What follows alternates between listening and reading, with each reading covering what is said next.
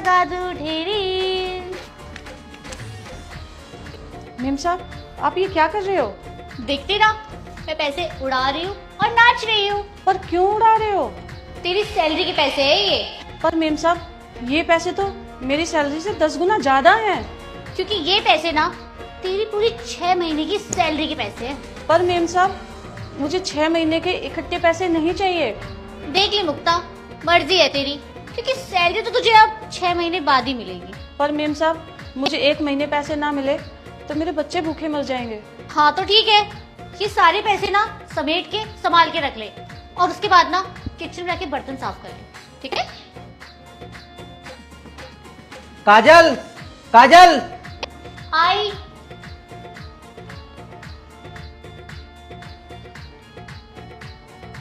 ये क्या कर रहे हो आप? काजल, यहाँ पे कुछ पैसे रखे थे, तुमने देखे क्या? हाँ, कल ही तो आपने सारा कैश यहीं रखा था, देखिए यहीं पड़ा होगा। 2 बार देख चुका हूँ मैं, यहाँ पे नहीं है पैसे, जब तो मैं तुमसे पूछ रहा हूँ। तो फिर सारा कैश कहाँ चला गया? कभी कुछ गुम होता है, कभी कुछ, और आज पैसे गायब हो गए। तुम्हारा ध्यान कहाँ रहता है? और वो घड़ी मिली तुम्हें? घड़ी तो नहीं मिली मुझे। वैसे मुझे बोलना तो नहीं चाहिए, लेकिन मुझे मुक्ता आंटी पे ना डाउट है। क्या मुक्ता आंटी? जाके उनसे पूछ लेते हैं, चेकिंग कर लेते हैं, बाकी आपकी मर्जी। चलो फिर। मुक्ता आंटी, हाँ बेटा। वो अलमारी में कुछ पैसे रखे थे, तुमने लिए क्या? नहीं बेटा, मैंने तो कोई पैसे नहीं लिए। कन्हैया, जरा इनसे बोलना अपनी ये साड़ी की नोट खोल के दिखाए।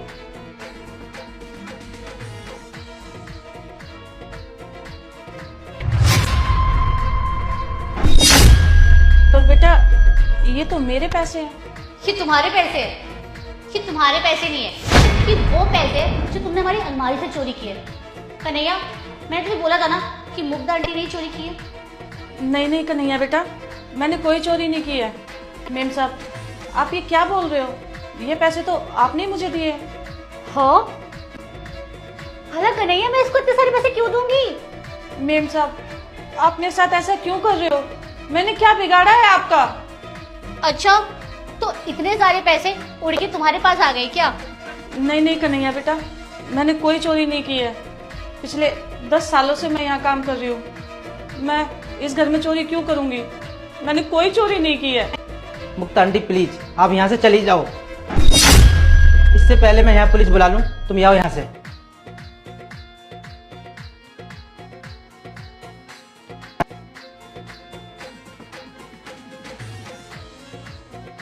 देना।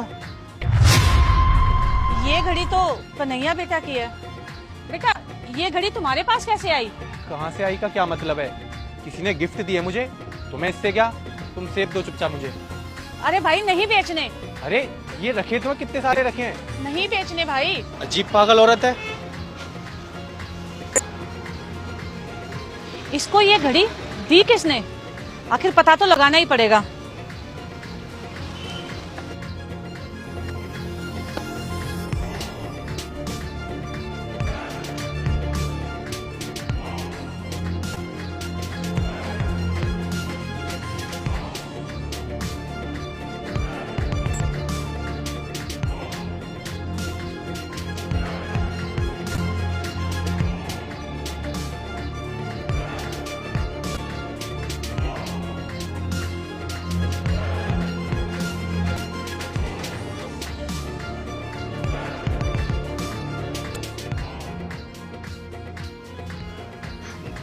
अरे आ गए तुम? हाँ यार। अरे, ये तो काजल मेम साहब है। अच्छा, तो ये सारा किया धरा इसका है। ये बात तो ना कन्हैया बेटा को बतानी पड़ेगी। अरे यार, तुम टेंशन क्यों ले रहे हो? तुम्हें पता है, मैंने अपनी काम वाली को ना घर से बाहर निकलवा दिया है, वो भी चोरी के झूठे इल्जाम में। अब तो घर में कोई भी नहीं है, अब हम घर में मिला करेंगे। और इस टाइम मेरे हस्बैंड ना जॉब पे जा रहे हैं, तो घर चलते हैं। चलो।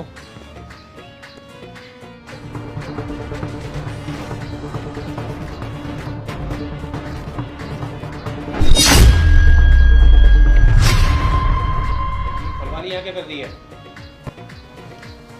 फल वाली नहीं हूँ बेटा, इस घर की काम वाली थी, लेकिन मुझ पर चोरी का झूठा इल्जाम लगाकर इसने घर से बाहर निकाल दिया था।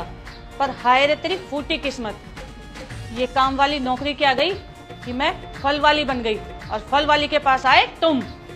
और तुम्हारे हाथ में देखी मैंने कन्हैया बेटे की घड़ी, और तब मैंने तुम्हारा किया पीछा, और फिर मुझे इस औरत की सच्चाई पता चली। ऐसे है बुढ़िया, अपनी ये राम कथा उठा और चलती बन यहाँ से, वरना तेरे प्यारे से कन्हैया से बोल के ना तुझे अच्छे से पिटवाऊंगी। इस बार पिटवाऊंगी नहीं, इस बार सीधा तेरे को जेल भिजवाऊंगी, समझी? हाँ तो बुलाना कन्हैया को। रुक, तू क्या बुलाती है, मैं ही बुलाती हूँ। कन्हैया बेटा। कितनी गिरी हुई औरत हो तुम। एक तो तुमने मुझे धोखा दिया और ऊपर से एक ईमानदार औरत को बदनाम कर दिया।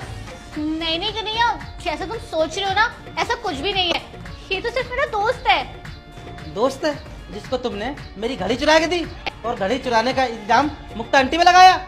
छुप छुप के मिलती हो और इसको दोस्त बोलती हो। तुम्हारी हिम्मत कैसे हुई इसे मेरे घर में लाने की? मैंने ये घर अपने लिए बनवाया, अपनी फैमिली के लिए बनवाया, अपनी बीवी के लिए बनवाया, लेकिन तुम जैसी औरत के लिए नहीं। अभी के अभी इस घर से निकल जाओ, मुझे दोबारा ना अपनी शक्ल मत दिखाना।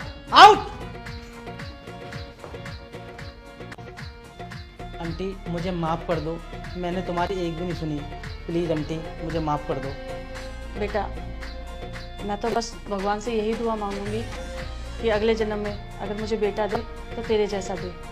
तू बहुत नेक दिल इंसान है बेटा।